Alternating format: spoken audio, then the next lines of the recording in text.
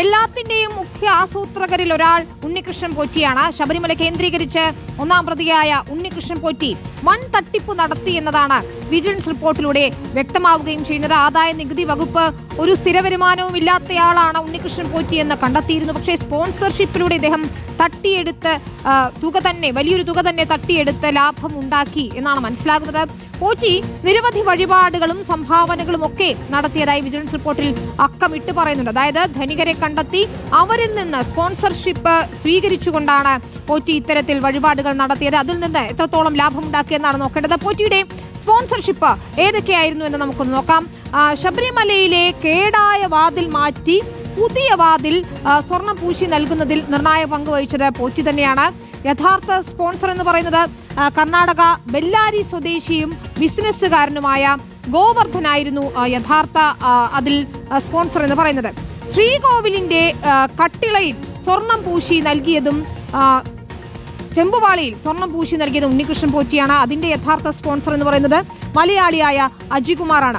അജികുമാറിന്റെ ബന്ധുക്കൾ ഇക്കാര്യം നമ്മളോട് വെളിപ്പെടുത്തിയിരുന്നതുമാണ്. അപ്പോൾ ഓർക്കൂ, രണ്ട് പ്രധാനപ്പെട്ട കാര്യങ്ങളാണ് ഉണ്ണികൃഷ്ണൻ പോറ്റി ശബരിമലയിൽ ചെയ്തത്. സ്ഥിര വരുമാനമില്ലാത്ത ഉണ്ണികൃഷ്ണൻ പോറ്റി ചെയ്ത രണ്ട് പ്രധാനപ്പെട്ട സ്വർണം പൂശലുകൾ എന്ന് പറയുന്നത് ശബരിമലയിലെ കേടായ വാതിൽ മാറ്റി പുതിയ വാതിൽ സ്വർണം പൂശി നൽകി. മറ്റൊന്ന് ഇതിലെ ശ്രീകോവിലിന്റെ കട്ടിളയിൽ പൊതിഞ്ഞ് ചെമ്പുവാളികൾ സ്വർണം പൂശി നൽകി. ഇത് രണ്ടും ചെയ്തത് ഉണ്ണികൃഷ്ണൻ പോറ്റിയാണ്.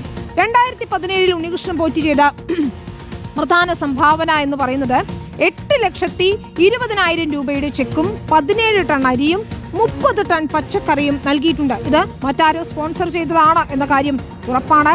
2017 ജൂൺ 20 ക്ഷേത്രാലങ്കാരം, അതിന്റെ പടിപൂജ, ഉദയാസ്തമന പൂജ, മേളം എന്നീ വഴിപാടുകൾ നടത്തി. വലിയ ചെലവ് വരുന്ന സംഗതികൾ തന്നെയാണ്. അതൊക്കെയും ഉണ്ണികൃഷ്ണൻ പോറ്റിയുടെ സ്പോൺസർഷിപ്പിലാണ് ചെയ്തത്. 2025 അതായത് ഈ വർഷം ജനുവരി 1 ഉണ്ണികൃഷ്ണൻ പോറ്റി ശബരിമലയിൽ അന്നദാനം നടത്തിയിട്ടുണ്ട്. അവിടെ പൂജകൾ, കളഭാഭിഷേകം ഒക്കെ തന്നെയും നടത്തിയിട്ടുണ്ട്. ഈ വർഷം ഉണ്ണികൃഷ്ണൻ പോറ്റിയുടെ ഇടപാടുകൾ എന്താണെന്ന് നമുക്ക് നോക്കേണ്ടതുണ്ട്. ജനുവരി 1 അന്നദാനവും മറ്റു പൂജകളും കളഭാഭിഷേകവും ഒക്കെ നടത്തിയിട്ടുണ്ട്. മാത്രമല്ല ഈ വർഷം തന്നെ ശബരിമലയിലെ 18ാം പടിക്ക് ഇരുവശങ്ങളിലുമായി മണികൾ നിർമ്മിച്ചു നൽകുകയും ചെയ്തിട്ടുണ്ട്. അതാണ് ഈ വർഷം ഉണ്ണികൃഷ്ണൻ പോറ്റി ചെയ്തത്. മണിമണ്ഡപവും മണികളും നിർമ്മിച്ചു നൽകിയിട്ടുണ്ട്. ഇനി അടുത്തത് എന്തൊക്കെ ചെയ്തെന്ന് ചോദിച്ചാൽ, അന്നദാന മണ്ഡപത്തിന് ലിഫ്റ്റ് പണിതതിന് 10 ലക്ഷം രൂപ സംഭാവനയും നൽകിയിട്ടുണ്ട്. ഈ വർഷത്തെ മാത്രം കാര്യമാണിത്.